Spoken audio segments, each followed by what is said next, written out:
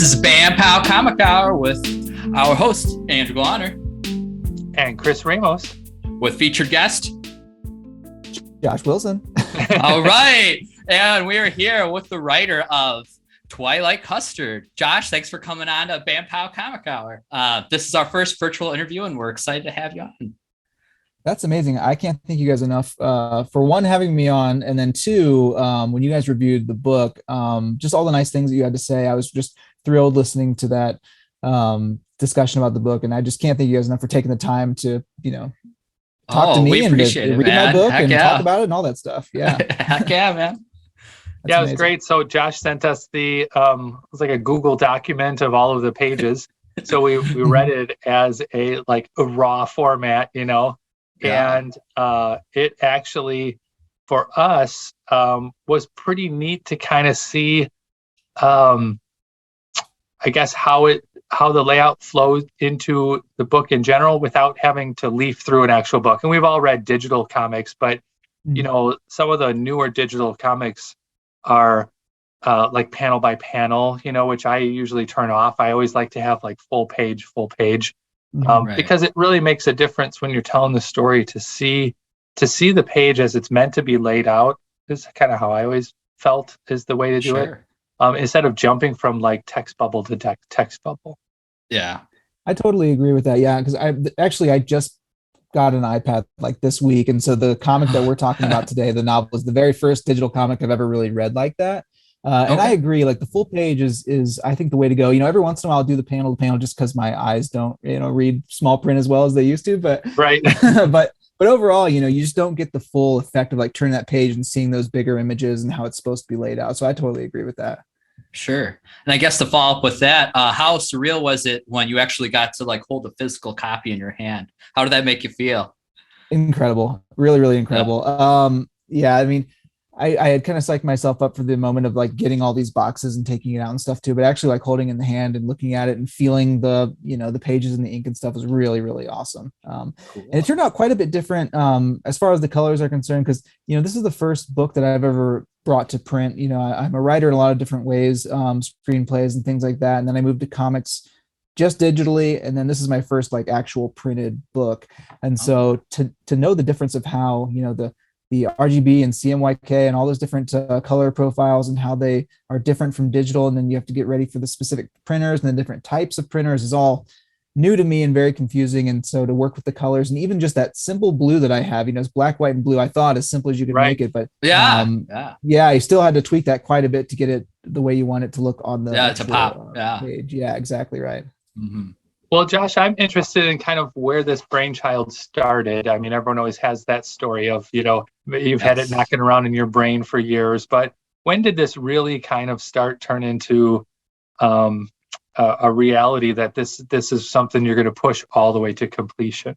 Yeah, it's kind of an interesting story. So the name came first, and it came from a random band name generator that you can find online. That's awesome.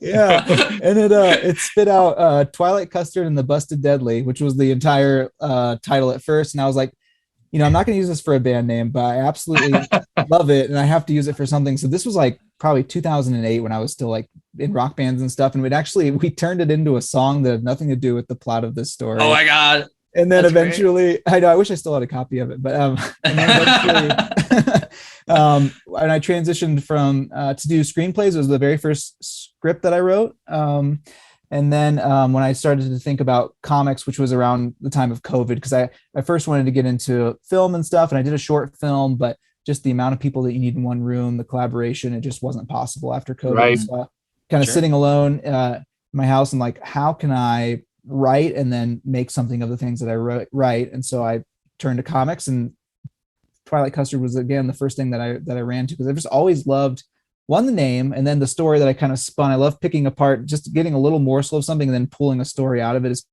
kind of generally my favorite way to go about doing things like that. So cool. It all came from that name. Wow, from a random name generator. That's beautiful. I love it.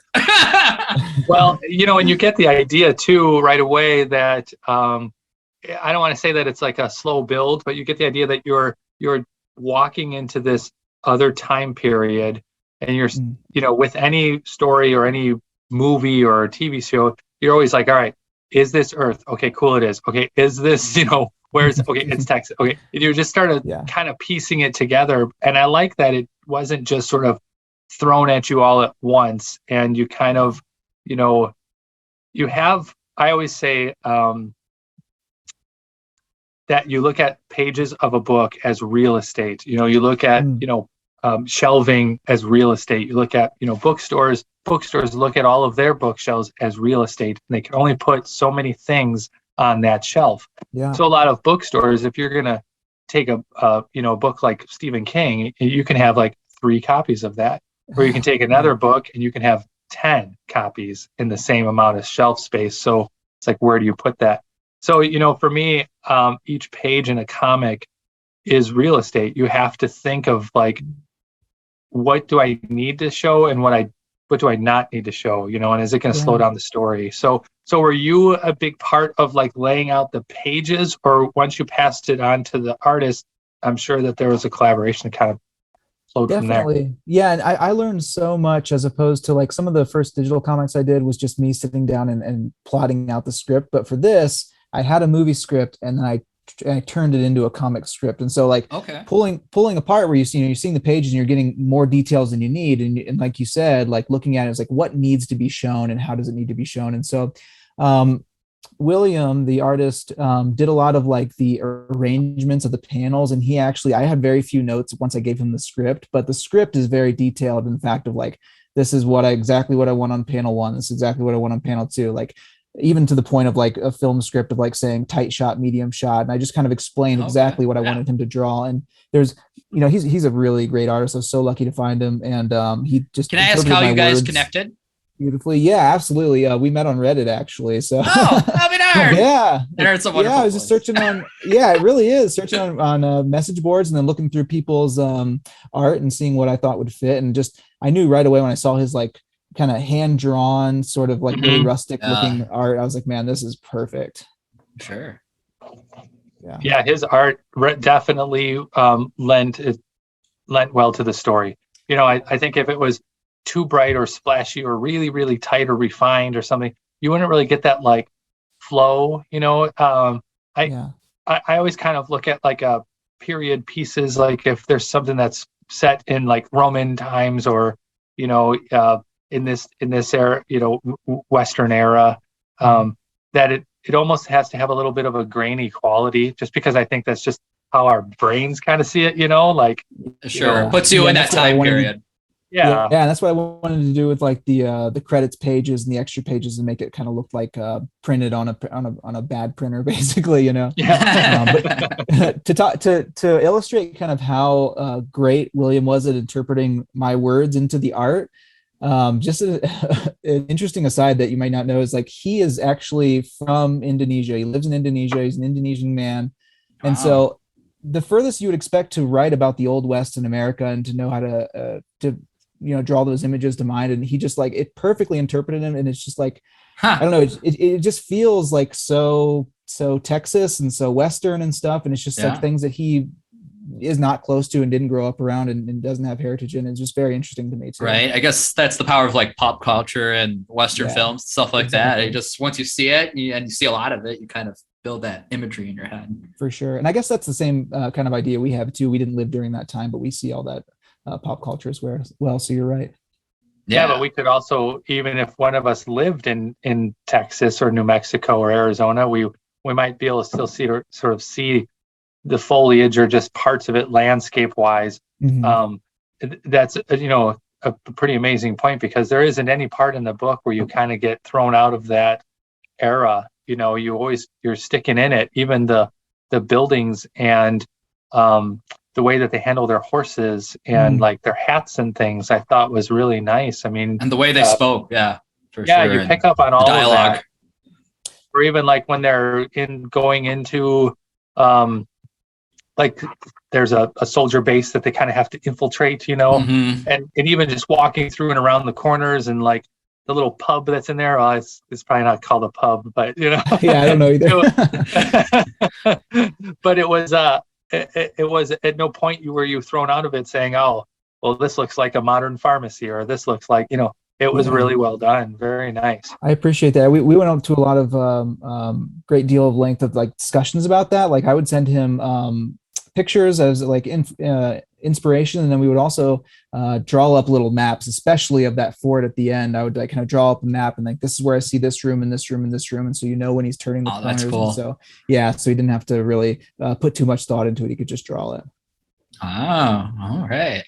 And then I guess my next question is, what drew you to the, I guess, bring sci-fi to Western like genre? What drew you to that? Yeah, I mean, to be honest, it was just the name and just what I pulled out of those words. Honestly, Okay.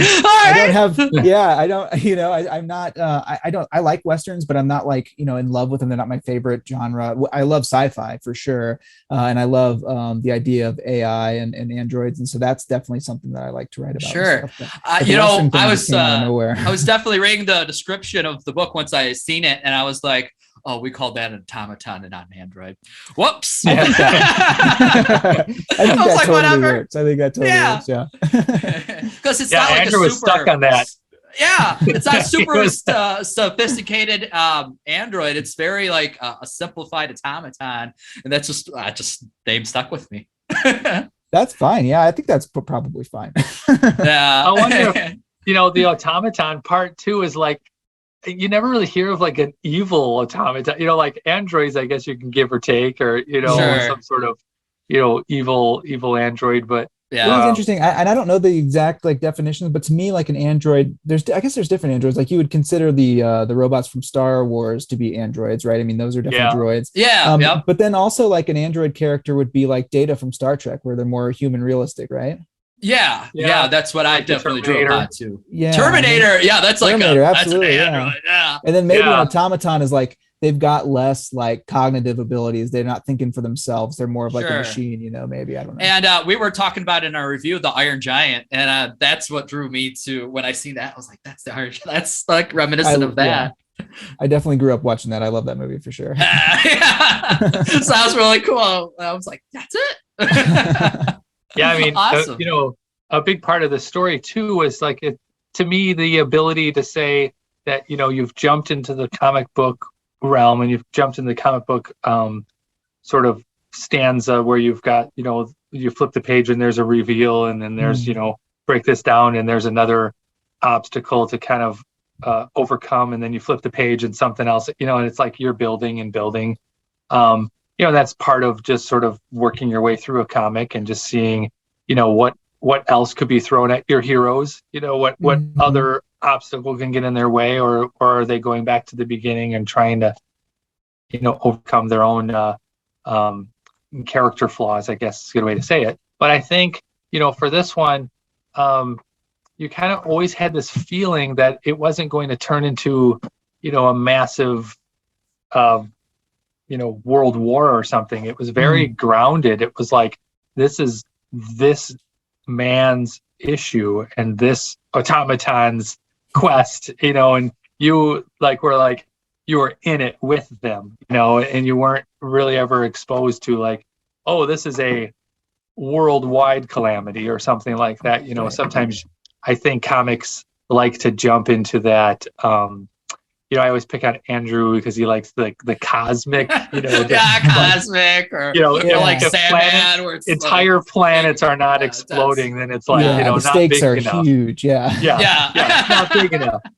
I guess I'm more of a ground-based hero, so I really enjoyed this one. Yeah, and there's a little bit of both. Like I definitely wanted to keep it grounded, and I wanted to be a character study first and foremost. And there is a little bit of an underlying, like, if we don't do this, the robot keeps saying that, like, the history of the planet, the universe could be affected. But you're right, though. At the core, it is about Twilight, and in Twilight's mind, he does not care about any of that stuff. He's only out for like, one more morsel of happiness in his old age of after he lost his wife, of like, if you can show me this, I'll do whatever you want me to do, basically. But otherwise, I don't give a shit about the other stuff. Right. Well, and he wasn't acting out of character either, right. So you want to set that up, and you always want to set up boundaries with your characters to say, this person is a passive, non-violent person. And then you don't want like 3 pages later that they're just ultra violent. Yeah. It's like, there was a good progression to it. Yeah, for sure. We have that problem with Batman sometimes. Like, does he kill people or does he not kill people? Yeah. Oh my God. You get like 4 pages in, it's like Batman snapped, and like Yeah. Yeah. And that's a universe. Yeah. Comics are crazy. So I guess, do you plan on like doing any spin-offs to this world or anything like that, or is it just one shot and move on to another story? What's your thoughts on that? Next? That's a good question. So I definitely wanted it to be a standalone story first and foremost, because even if you have ideas for future, I hate when it ends and it's only because there's going to be another one, unless it's going to be a series. Sure. Like if you're writing like, a number of issues, and that makes sense, like a trade, I think is what they call it. But this one to be a standalone novel. Okay. And again, it was a film first and foremost. So I would absolutely, in my dream of dreams, it will become a movie someday. And then I do have an idea for a second and third, but it does get much, much bigger and maybe more ridiculous. And I can share it with you. The vague idea, basically, the second one would be that alien race coming to Earth and having sort of a Western Independence Day sort of thing. And then I think that would be a lot of fun. And then the third one, I would like Twilight to go to that planet, kind of a fish out of water. Oh, I love this. that would be cool. I like story, that. so. Yeah. I'm getting more and more comic booky as it goes along, for sure. But Yeah. And you wouldn't want to also say that, like you said, this isn't the end. This is, sort of you getting a small glimpse of what could be. And, I think we all sort of fell in love with the characters. Even the android for me was like, it just grew on you right away. Oh, yeah. You could see the type of personality it was, It makes me happy to hear you say that. Thank you. Yeah. You picked up on their personality right away. So then you were like, okay, I understand him. And then you start, picking your favorites. And it was definitely centered around them and not some sort of rogue band of vigilantes. Sometimes they'll overshadow something, but no, it was excellent. And it was something that Andrew and I, right when we were reading it, we were like texting each other back and forth, like I'm halfway through and he's like, I'm burning through this, Yeah. So, I binged it. Sometimes we have these like marathons where we're like, I just read for 8 hours today. Oh yeah. It depends on what you're in, again, but this one hooked us. Yeah, for sure. And I this being my first graphic novel, I wasn't sure on the length, but I think it is a good, like if you want to sit down and read it all in one sitting, you absolutely can, or you can parse it out. But I think it's a pretty decent length as far as somebody, you're picking up a book of a writer you don't know, how much time are you willing to invest into it, basically. Mm-hmm. Yeah, I mean, we do like to, when we started Bam Pow Comic Hour, the idea was to, number one, hit on all the classics, to just sort of introduce people who want to be comic book readers and just don't know where to start or how. Mm-hmm. Because that's always been sort of like the bigger issue is, hey, I'm, 20 years old, never read a comic in my life. Where do I start? And everyone's like, well, you start from 1939. Yeah, you get well, you start here, and then you work your way down. You start in all the golden age stuff. So we said, all right, we're going to pick out the ones that, to us are pivotal and exciting. And that just started leading us, even for me, it led me away from my favorite characters into indie comics, into self-published comics, into picking up hardcover collected editions. That was the idea too, is just to say this is the best way to collect these comics, right? Mm-hmm. And it kind of eventually led us to you, which is a really exciting way to say we started off. What was the first one we did? Amazing Spider-Man. Right? Oh, yeah. So we're like, all right, here's the idea that they have a collected hardcover, beautiful edition of Amazing Spider-Man with 1,000 pages. Wow. And we read the whole thing from the 60s. And then you start from there, and then you start traveling and going through, and just wherever we're in a couple groups that are excited about comics, and like we had said before, they kind of bounce ideas off each other, like, hey, I just read this and you might not know me, but I really loved it and you should try it. And sometimes that's all it takes. That's sometimes it's just someone out there that has read comics says, I've been reading comics for 30 years and this was pretty cool. So, that's the way to do it. Yeah, absolutely. And I think that's a good point. I mean, there's a lot of gatekeeping. There always is in every fandom, but you're right. You're not going to say, hey, read 50 years worth of comics before you can enjoy anything new or independent, because that's missing out a lot of stuff too. So picking apart the best of each era is a really great way of doing it. So that was a smart idea for sure. Heck yeah. Yeah. And I can see too behind the books behind you. Is it true that Chris, you're more DC, and Andrew, you're more Marvel, or is that just what the backdrop is showing? Oh, hello, man. There's like another bookshelf or something. I mean, I started, honestly, as I've kind of collected more and read more and things like that, I started out very Marvel, and now I'm kind of more into DC. Like, I love Marvel characters, but I love DC stories more. Cool, yeah. Andrew just got called out. Yeah, that's okay. No, yeah. I just noticed the difference between the two of you, and I think that probably makes for some interesting conversation too. How dare you make us take sides? How dare you? So for me, I started reading Batman was my first run ever when I was 10 years old. Most because that's when the Michael Keaton, that's when the Michael Keaton Batman came out. I was 10 years old, and I had seen some comics, and then I went and saw the movie, and I was like, okay, Batman's the guy, And so I've always read Batman, so I've been reading Batman for 30 years. And then as far as collected editions, like getting into nice collected editions, at first they really only had a lot of Marvel stuff, the first runs were Marvel. And then DC said, we better figure it out. And so they started coming out with some really nice runs too.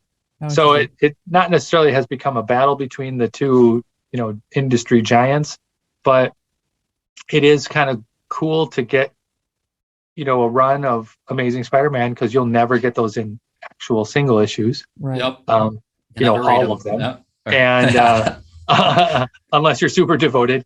And same with Batman, same with, some of the old Supermans, Green Lanterns, but the angle I have the screen is pointed towards my sort of DC spot, and my Marvel spot's over there, and then my you can be on the camera. Yeah. Like you don't see the other room here. That's funny. That's amazing. And then as we're kind of wrapping this up, I also wanted to ask you, I guess, is Ghost Pod Publishing your creation, or how did you start that, or where did that come from? It definitely is, and it was just to publish and print this book, and so we'll see what it turns into. I mean, the hope for this book is to do everything myself and to try to gain some sort of fan base and get people who like and know comics to like my story and to know who I am. So hopefully the second or maybe even third book, I don't have to do absolutely every step of the way myself. So we'll see. Cool. Okay. Wow. That's awesome. How did you start that? I guess for new people out there who are oh, I want to put out my own comic or things like that. Or can you talk about that process a little bit more? Yeah, absolutely. It comes down to the logistics of a lot of it. I mean, having a publishing company, quote unquote, is better than doing it under your name for a lot of different reasons. I mean, one, it looks more professional, but two, it covers you legally if you have even a sole proprietorship for rights and things like that. And for people contacting you, it's not just hey, this book was written by Josh Wilson and printed by Josh Wilson. It seems like it's got more backing behind it when it's an actual organization kind of thing, Yeah, because when you just Google it off the bat before your book got released, it was Ghost Pod Publishing. Oh, I don't know what that is. Google says so. It's oh, now I can put it in. I can go. Oh, now it's Twilight Custard. Ghost Pod. I love it. Yeah. So I was hey, it's there. It's real. Well, awesome. It opens you up to, like you said, other people coming into your publishing company, right? Building their own stories and, eventually kind of building your own empire, right? Yeah. The long game. I'm fuck. Exactly. Got to throw a bunch of different lures out, and see which one catches the biggest fish, I guess. Or anything. Well, Josh, you have to tell all our listeners too, how can they get a copy of the book? Yes, absolutely. So I am slowly putting it into comic shops around the country. Starting now, it's in 2 shops in Denver, and I'm working with possibly getting into 2 of them in Chicago, hopefully.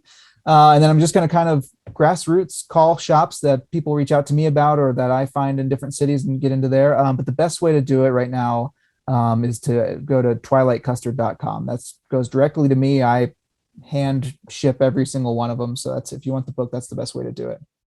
And I saw on that twilightcustard.com that there's a pin.